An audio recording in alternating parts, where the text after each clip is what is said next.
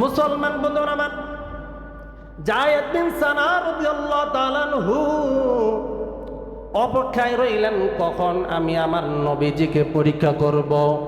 আমি আমার নবীজির আখলাক নিয়ে, আমি চরিত্র নিয়ে পরীক্ষা করব। কারণ আমার আল্লাহ বলেছেন, ওয়া ইন্নাকা লাআলা খুলুকিন আযীম। ও নবীজি, আপনাকে আমি উত্তম চরিত্রের অধিষ্ঠ করেছি, আপনি হইলাম উত্তম চরিত্রের মাপকাঠি। নবীজি,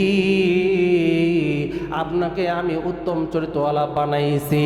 যায়েদ বিন সানা রাদিয়াল্লাহু তাআলা আনহু আমার বন্ধুরি দীর্ঘদিন অপেক্ষায় থাকলেন। তিনি চুক্তি আবদ্ধ হইলেন, অমুক তারিখের অমুক মাসে আমি আপনার কাছ থেকে চুক্তি নামা নিয়ে নিব, 80 মিসকুলের বদলায় আমি 1 মণ খেজুর নিয়ে নিব। এখনো 2 দিন বাকি, অথবা 5 দিন বাকি, অথবা এখনো 10 দিন বাকি।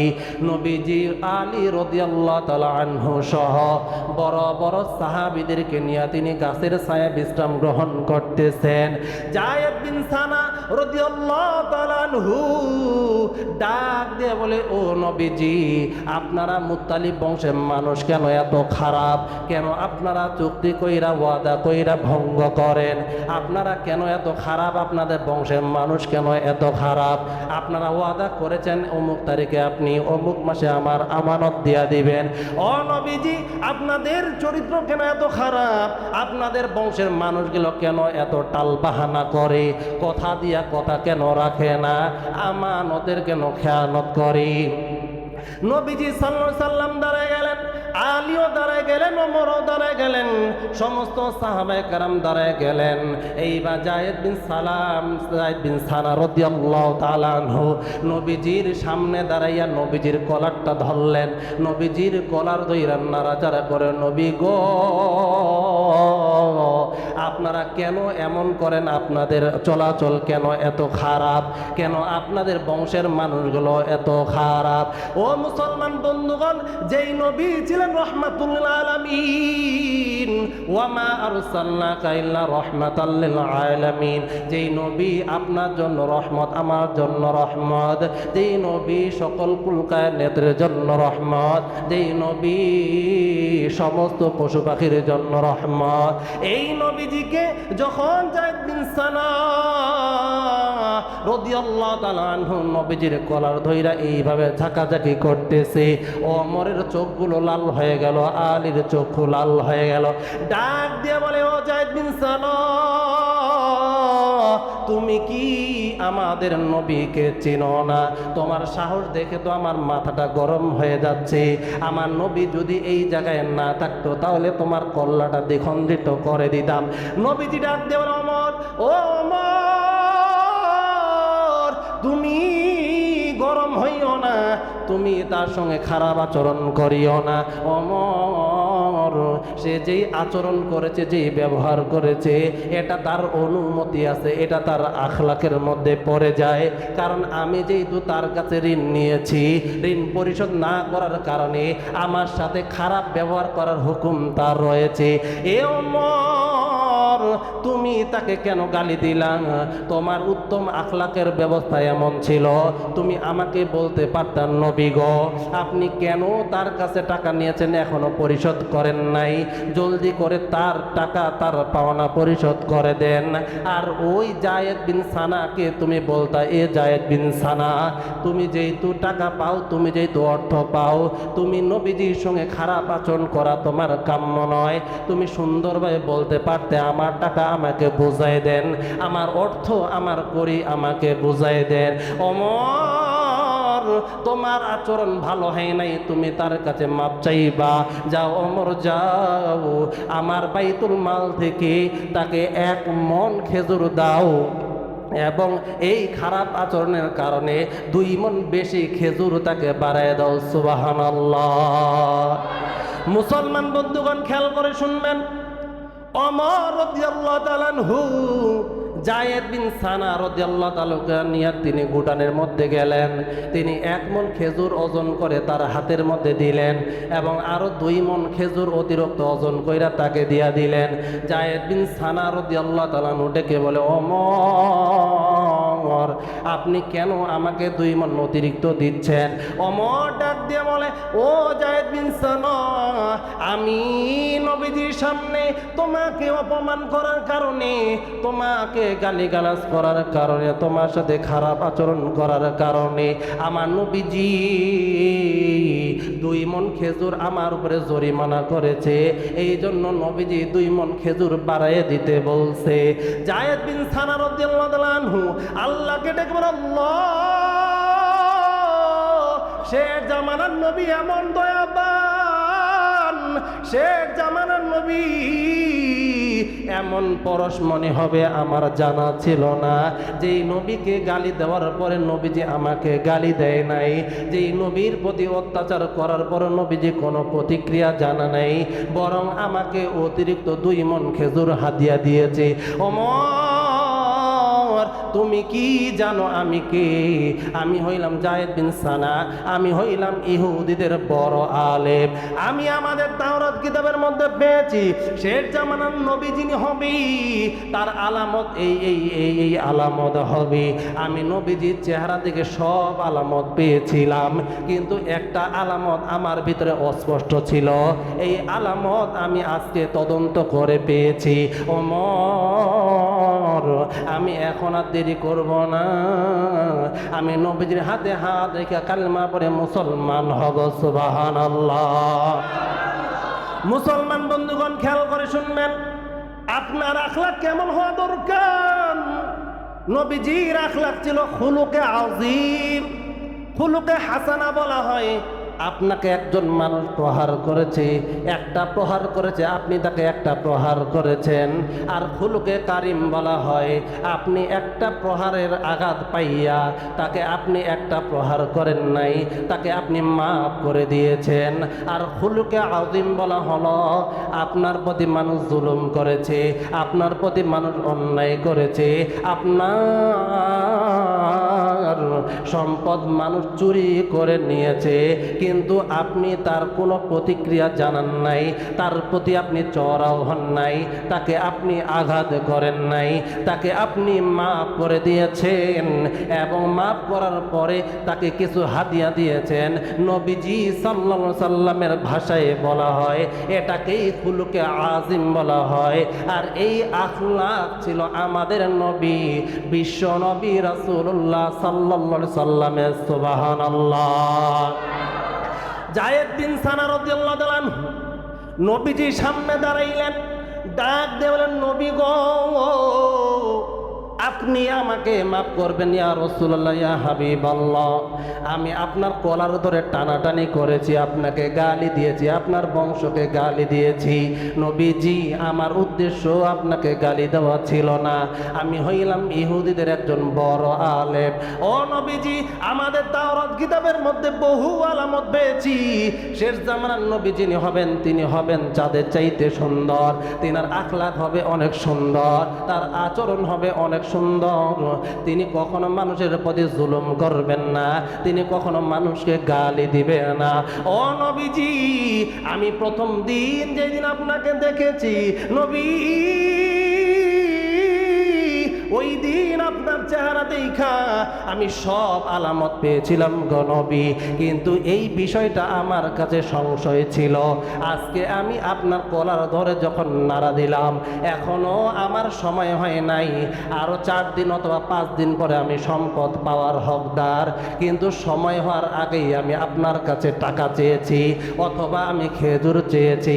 নবী গো, আমি আপনাকে গালিও দিয়েছি, কিন্তু সময় আসার আগে আপনার প্রতি জুলুম করার পরেও আপনি একটা বারের জন্য আমাকে গালি দেন নাই, বরং আমাকে আপনি মাফ করে দিয়েছেন এবং জরিমানা হিসেবে ওমর যখন খারাপ আচরণ করেছে আমাকে 2 মণ খেজুর বেশি হাদিয়া দিয়েছেন। নবীজি, আমি শেষ আলামতটাও পেয়েছি, এখন আর দেরি করব না, পরে নিলাম লা ইলাহা ইল্লাল্লাহু মুহাম্মাদুর রাসূল। রাসূলুল্লাহ সাল্লাল্লাহু আলাইহি ওয়াসাল্লাম। যায়েদ বিন সানা রাদিয়াল্লাহু তাআলা আনহু ডাক দিলেন, নবীজি আমি আপনার হাতে হাত রেখে কালেমা পড়ে মুসলমান হইলাম। যে সম্পদের কারণে আপনার সাথে আমি খারাপ আচরণ করেছি, নবীজি আমি আমার সম্পদের অর্ধেক আল্লাহ রাস্তায় দান করে দিলাম। সুবহানাল্লাহ। নবীজির আচরণ ছিল খুলুকে আযীম। জিনার প্রতি জুলুম করলে নবীজি জুলুম করতেন না, যাকে গালি দিলে নবীজি গালি দিতেন না, বরং মাফ করতেন এবং হাদিয়া দিতেন। এই উত্তম আচরণ আপনার আমার ভিতরে থাকার দরকার আছে না নাই? যায়েদ বিন সানা রাদিয়াল্লাহু তাআলা আনহু বলেন, নবীজি আমি আর দেরি করব না, আপনার হাতে হাত রেখা এখনই কালমা পড়ে মুসলমান হইলাম, আমার সম্পদের অর্ধেকটা ইসলামের জন্য আমি দান করে দিলাম। সুবহানাল্লাহ। নবীজির আচরণ কেমন ছিল? কিতাবের মধ্যে অসংখ্য আয়াত, অসংখ্য ব্যাখ্যা, অসংখ্য হাদিস রয়েছে নবীজির চরিত্রের উপরে, নবীজির উত্তম আখলাকের উপরে। নবীজি সাল্লাল্লাহু আলাইহি সাল্লাম নিজের বাসার মধ্যে মেহমানদারি করাইতেন। একজন কাফের, একজন মুশরিক, একজন বেদুইন নবীজির কাছে আসলেন, নবীজি তাকে মেহমানদারি করাইলেন। মেহমানদারির জন্য তাকে প্রথমে একটা বকরি দুধ দহন করে দিলেন। এই কাফের মানুষটা এক পেয়ালা দুধ, একটা বকরি দুধ খেয়ে ফেললেন। নবীজি আরেকটা বকরির দুধ দহন করে দিলেন, এটাও তিনি খেয়ে ফেললেন। নবীজি আরেকটা দিলেন। এইভাবে একটা একটা করে 7টা বকরির দুধ দহন কইরা এই কাফের মেহমানের কাছে যখন দিছে, তিনি 7 পেয়ালা 7 বকরির দুধ তিনি খেয়ে ফেলেছেন। নবীজি কিছুই বললেন না, সুন্দর মুখে হাসি মুখে বিদায় দিলেন নবীজি তাকে। নবীজির কাছ থেকে এই কাফের বিদায় নিয়ে চলে গেলেন। কিছুদিন পরে আবার আসছেন, আয়েশা নবীজির ঘরে বসছেন, তো নবীজি আবার তাকে মেহমানদারি করানোর জন্য বসলেন। নবীজিকে বলেন, ইয়া রাসূলুল্লাহ আপনি কোন নবী? শেষ জামানার নবীজি এত সুন্দর হবে, তার আখলাক যে এত সুন্দর হবে কখনো কল্পনা করি নাই। ইয়া রাসূলুল্লাহ, ইয়া হাবিবাল্লাহ, আমি প্রথম দিন আসার পরে আপনি আমাকে একটা একটা করে 7টা বকরির দুধ দহন করে খাওয়াইছেন।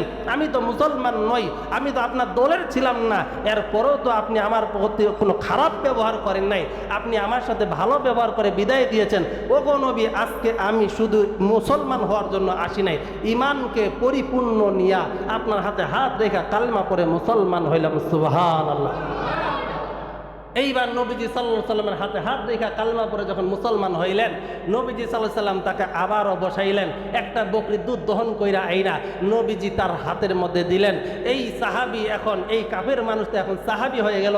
তিনি এইবার প্রথম পেয়ালা, প্রথম বকরির দুধ পান করার সঙ্গে সঙ্গে দ্বিতীয় বকরির দুধ দহন করে যখন আবার তারে দিছে, তিনি বলেন, ইয়া রাসূলুল্লাহ আমার পেটটা তো ভরে গেছে। আল্লাহু আকবার। এইবার সাহাবী ডেকে বলেন, ইয়া রাসূলুল্লাহ পূর্বে যখন এসেছিলাম 7টা বকরির দুধ আমি একাই খেয়েছি, পান করেছি, আজকে দেখি একটা বকরির দুধেই পান করার পরে আর খাইতে পারি না। নবীজি সাল্লাল্লাহু আলাইহি সাল্লাম বলেন, ও সাহাবী তুমি কি একটা হাদিস শুনো নাই? ইমানদার মুমিন এক অন্তে খায়, কাফের মুশরিক 7 অন্তে খায়। তুমি যখন ইমানি সুদা পান করেছ, ইমানি আলো নিজের ভিতরে ঢুকাইছো, আমার আল্লাহ রাব্বুল আলামিন তোমার পেটের মধ্যে এমন নূর দিয়া দিছে, কাফের অবস্থায় 7 বকরির দুধ তুমি খেয়েছো, তোমার পেট ভরে নাই, পান করেছো পেট ভরে নাই। ইমানি নূরের কারণে এক বকরির দুধের দ্বারাই তোমার পেট তৃপ্ত হয়েছে। তৃপ্ত করে দিয়েছেন কে? আরেকবার বলুন, কে? নবীজি সাল্লাল্লাহু আলাইহি সাল্লামের হাতে হাত রেখা তিনি কাফের মুশরিকরাও মুসলমান হয়েছেন। নবীজির আখলাক এত সুন্দর ছিল, নবীজি সবসময় যুদ্ধ করতে হয় নাই। নবীজির আখলাকের কারণে, নবীজির চরিত্রের কারণে, নবীজির সুন্দর ব্যবহারের কারণে কাফের মুশরিকরা নবীজির হাতে হাত রেখা মুসলমান হইতো, নিজেদের অর্থ সম্পদ দিয়া দিত, নবীজির জন্য জীবন দিতে তৈরি থাকতো। কিন্তু আমরা মুসলমান, আজকে নবীর উম্মত দাবি করি, মুসলমান দাবি করি, নবীর সুন্নত জীবনে নাই, নবীজির আখলাক জীবনের মধ্যে নাই। যত বেদাতি ভণ্ডামি কাজ করি, আবার আমরা নবীর আশেক দাবি করি। আল্লাহর কসম করে বলি, এরা কখনো নবীর আশেক হতে পারে না, নবীর উম্মত হতে পারে না। এরা হলো বেদাতি, এরা হলো গুনাহগার, এরা হলো নবীজির প্রকাশ্য দুশমন। কথা বলুন ঠিক কিনা? নবীজির আখলাক যারা লঙ্ঘন করবে, নবীজির সুন্নতের যারা অপব্যাখ্যা করবে, নবীজি যা করতে বলেন এই যা তা করবে, তারা যদিও মনে করে তারা নবীজির আশেক, তারা জীবনেই নবীজির আশেক নয়, তারা হইল দুনিয়ার জমিনে পাগল শয়তান, বেপথে আছে। কথা বলুন ঠিক কিনা? এরকম একজন সাহাবী, নাম হচ্ছে তার নাম হচ্ছে আসাদ। তিনি মদিনায় থেকে রওনা হচ্ছেন মক্কায়, তিনি হজ করবেন। আগের জামানায় ইহুদিরা, আগের জামানায় কাফেররা, আগের জামানায় মুশরিকরা হজ করত। তো তিনি এখন মদিনার রাস্তা দিয়া মক্কায় যাইতেছেন, হজ করবেন। তিনার পাওয়ার কি? তিনার পাওয়ার হলো তিনি যেই দেশে থাকেন, তিনি যেই শহরে থাকেন, যত গম, যত জব, যত আটা আসে মক্কায় তা ওনার নিয়ন্ত্রণে আসে। উনি যদি বলে যে পাঠান, তাহলে গম, তাহলে জব, তাহলে আটা মক্কায় আসে। আর যদি উনি বলেন না, তাহলে কোনোটাই আসে না। তিনি যখন মক্কা থেকে যাবেন মদিনার রাস্তা দিয়া, তো মদিনার রাস্তা দিয়া যখন যাচ্ছিলেন, সাহাবীরা তাকে আবদ্ধ করলেন, তাকে বন্দি কইরা নবীজির কাছে নিয়ে আসলেন। মসজিদে নববীর খুঁটির মধ্যে তাকে শিকল দ্বারা আবদ্ধ করলেন। নবীজি 3 দিন পর্যন্ত 5 ওয়াক্ত নামাজ পড়ার জন্য মসজিদে আসতেন, তাকে সালাম দিতেন, তার খোঁজ খবর নিতেন, নামাজের পরে ওয়াজ নসিহত করতেন। এই সাহাবী ওই জায়গায় শিকল দ্বারা আবদ্ধ থাইকা নবীজি 3 দিন আখলাক দেখেছেন, ব্যবহার দেখেছেন, উত্তম চরিত্র দেখেছেন, নবীজির ওয়াজ শুনেছেন, নসিহত শুনেছেন। 3 দিন যখন শেষ হয়ে গেল, নবীজি সাহাবীকে বলেন, ও সাহাবীরা যাও, তাকে শিকল থেকে আবদ্ধ করে দাও, তাকে ছেড়ে দাও। সাহাবীকে যখন ছেড়ে দেওয়া হলো, সাহাবী শিকল থেকে মুক্ত হওয়ার পরে পাশেই ছিল জমজম কূপ, পাশেই ছিল কূপ, কূপের মধ্যে গিয়া তিনি গোসল করলেন। গোসল করে আইসা মসজিদে নবীর মধ্যে ঢুইকা নবীজির হাতে হাত দেইকা কালেমা পড়ে মুসলমান হয়ে গেলেন। সুবহানাল্লাহ। মুসলমান বন্ধুরা আমার, এই সাহাবী নবীজির হাতে হাত রেখে মুসলমান হওয়ার পর নবীজিকে ডেকে বলেন, ইয়া রাসূলুল্লাহ, ইয়া হাবিবাল্লাহ, আমি 3 দিন পর্যন্ত শিকল দ্বারা আবদ্ধ ছিলাম। আপনার উত্তম চরিত্র দেখে, আপনার উত্তম আখলাক দেখে আমি পাগল হয়ে গেছি, আপনার প্রেমে আমি দেওয়ানা হয়ে গেছি, আপনার আল্লাহর প্রতি আমি ঈমান এনেছি। ও নবীজি, আমি তো মক্কায় যাচ্ছিলাম হজের উদ্দেশ্যে, কিন্তু তখন ছিলাম আমি কাফের, তখন ছিলাম আমি বেঈমান, কিন্তু এখন আপনার হাতে হাত রেখে কালেমা পড়ে মুসলমান হয়েছি। নবী গো, আপনি যদি অনুমতি দেন তাহলে আমি এই অবস্থায় মক্কায় যাব, আমি আল্লাহর ঘর তওয়াফ করব, আমি হজ আদায় করব। নবীজি সাল্লাল্লাহু আলাইহি ওয়াসাল্লাম অনুমতি দিয়া দিলেন। আমার বন্ধুরি, এই সাহাবী নবীজির কাছ থেকে অনুমতি নিয়া মক্কায় যখন তিনি প্রবেশ করেছেন, বাইতুল্লাহ যখন তওয়াফ করেন, বাইতুল্লাহর চৌরাস্তার, বাইতুল্লাহর উঁচু জায়গায় দাঁড়াইয়া তিনি ডাক দিয়া বলেন, আমি আজকে তওয়াফ করতে এসেছি, কিন্তু বেঈমান অবস্থায় নয়, কাফের অবস্থায় নয়, আমি নবীজির হাতে হাত রাইখা কালেমা পড়ে মুসলমান হইয়া বাইতুল্লাহ তওয়াফ করার জন্য এসেছি। আল্লাহু আকবার। মুসলমান বন্ধুরা খেয়াল করে শুনবেন, কাফের মুশরিকরা যখন এই এলান পাইলেন, ডাক দিয়ে বলে, ভিন দেশের মানুষ হইয়া আমরা যারা এখানে কাফের রয়েছি, অন্য ধর্মের মানুষ রয়েছি, তোমার সাহস অনেক বেড়ে গিয়েছে, প্রকাশ্যে তুমি ইমানি শক্তি প্রকাশ করেছ, কালেমার আওয়াজ উঁচু করেছ, তোমাকে আমরা আর ছেড়ে দিব না। সমস্ত কাফেররা ওই সাহাবীকে প্রহার করা শুরু করলো। কেউ মাথার মধ্যে আঘাত করে, কেউ পিঠের মধ্যে আঘাত করে, আঘাত খাইয়া সাহাবী জমিনের মধ্যে পড়ে গেছে। তিনি সেখানে ছটফট করতেছেন, রক্ত ঝরে ঝরে পড়তেছে। আব্বাস রাদিয়াল্লাহু তাআলা আনহু ডাক দেয়া বলে, ও আবু জেহেল, উতবা, শাইবা, তোমরা জানো নি তোমরা কাকে আঘাত করতেছো? তিনি সাধারণ কোনো মানুষ নয়, তিনি ইয়ামামার হইল একজন বড় ব্যবসায়ী। তার অনুমতি ছাড়া কোনো আটা, কোনো জব, কোনো গম তোমাদের মক্কায় আসে না। তোমরা তার প্রতি আঘাত করিও না, তোমরা তাকে ছেড়ে দাও। এ বন্ধু, এ বাবাজি, খেয়াল করে শুনবেন, কেন এই ঘটনা আপনাদের সামনে আনলাম। সাহাবী কিছুই বললেন না। হজের কার্যক্রম শেষ করিয়া তিনি আবার নিজের প্রদেশে অথবা নিজের এলাকায় চলে গেলেন। গিয়া তিনি সমস্ত ব্যবসায়ীদেরকে বলেছেন, আজকে থেকে আর কোনো গম, আর কোনো জব, আর কোনো আটা মক্কায় যেন না যায়।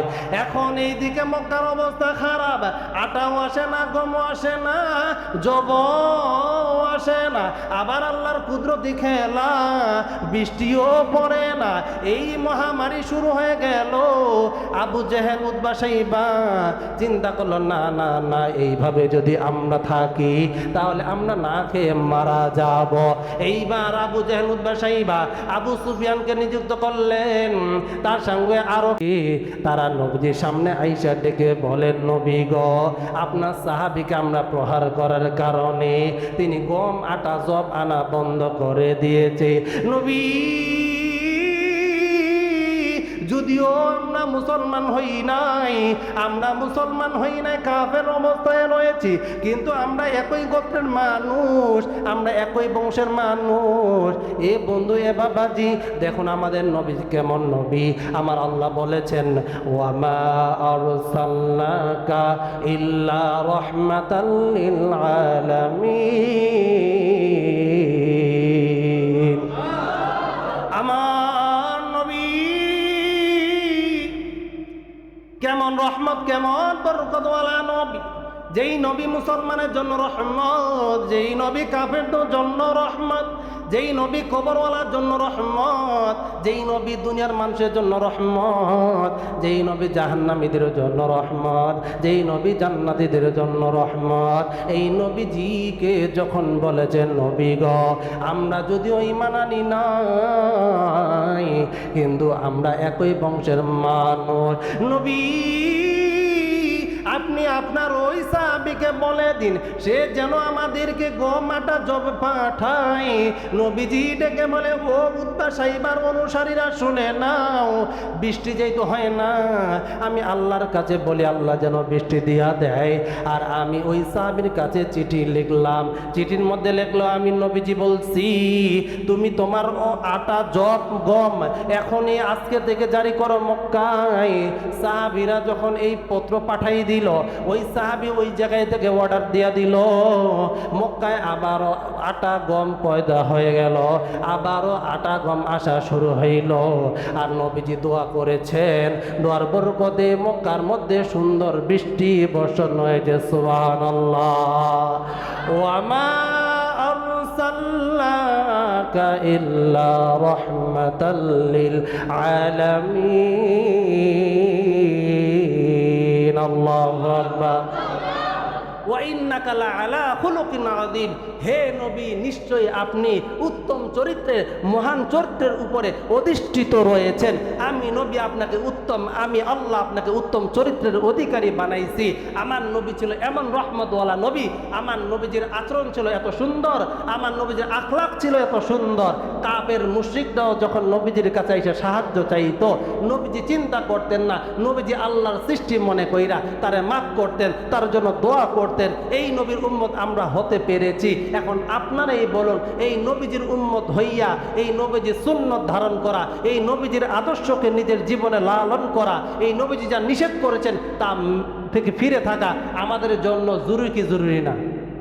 অবশ্যই আমাদের জন্য জরুরি, অত্যন্ত জরুরি, খুব জরুরি, 100% জরুরি, ফরজে আইন জরুরি। কারণ আপনি যদি ইবাদত করেন কিন্তু নবীজির সুন্নত মোতাবেক না হয়, আপনি যদি ইবাদত করেন নবীজির সুন্নত এবং আল্লাহর রেজামন্দির সাথে না হয়, আপনার ওই ইবাদতের কোনো পার্সেন্ট আসবে না, আপনার ইবাদত 0% হবে। এই জন্য আল্লাহ তাআলা আমাদের সকলকে নবীজি যেইভাবে বলেছেন, নবীজি যেই তরিকায় বলেছেন, ওইভাবে নবীজির উদ্দেশ্যগুলোকে সফল কাম করা, আমরা আল্লাহর ওসিলায় আল্লাহ তাআলা যেন আমাদের সকলকে নবীজির সুন্নত মোতাবেক জিন্দেগি পরিচালনা করা তৌফিক দান করেন। সকলে বলুন আমিন।